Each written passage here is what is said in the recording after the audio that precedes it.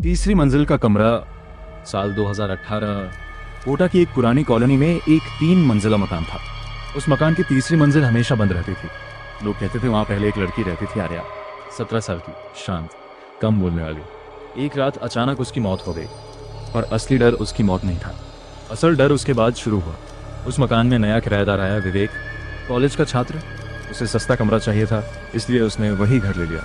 मकान मालिक ने बस एक बात कही, रात के बाद तीसरी मंजिल पर मत जाना। विवेक हंस दिया। उसे लगा पुराने लोगों की अंधविश्वास वाली बातें हैं। पहली 2 रात सब ठीक रहा, लेकिन तीसरी रात, रात के लगभग 2:13 उसके कमरे के ऊपर से किसी के धीरे धीरे चलने की आवाज आने लगी। ठक ठक ठक। ऐसा लग रहा था जैसे कोई नंगे पैर चलता हो। विवेक ने मोबाइल देखा, ऊपर तो कोई रहता ही नहीं था। आवाज करीब 10 मिनट तक आती रही, फिर अचानक बंद। और उसके ठीक बाद उसके कमरे के बाहर किसी लड़की की हीनी आवाज आई, दरवाज़ा खोलो। विवेक का गला सूख गया। उसने सोचा कोई मजाक कर रहा होगा।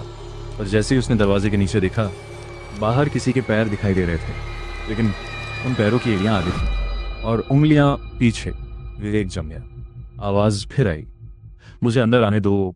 इस बार आवाज़ रोने जैसी थी। विवेक ने पूरी रात कंबल ओढ़कर काट दी। सुबह उसने मकान मालिक को सब बताया। मालिक का चेहरा सफ़ेद पड़ गया। उसने पूछा, तुमने दरवाज़ा तो नहीं खोला ना? विवेक ने नहीं कहा। मालिक ने राहत की सांस ली, फिर धीरे से बोला, जिस रात आर्या मरी थी, उसी तरह वो हर नए इंसान के दरवाजे पर आती है। विवेक ने उसी दिन घर छोड़ने का फैसला किया। शाम को वह अपना सामान पैक कर रहा था कि तभी उसे अलमारी के पीछे एक पुरानी डायरी मिली। डायरी आर्या की थी।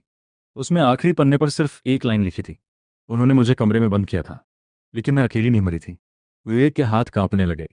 तभी कमरे की लाइट चली गई। पूरा घर अंधेरे में डूब गया।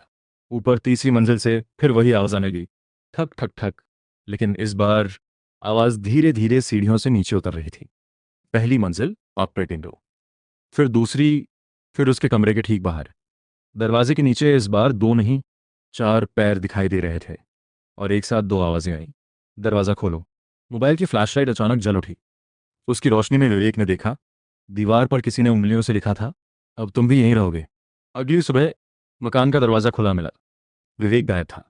उसका फोन कमरे में पड़ा था। फोन में आखिरी रिकॉर्डिंग सिर्फ 11 सेकंड की थी। पहले दरवाजा खुलने की आवाज, फिर किसी लड़की की टूटी हुई हंसी, और अंत में विवेक की कांपती आवाज, तुम इंसान नहीं हो।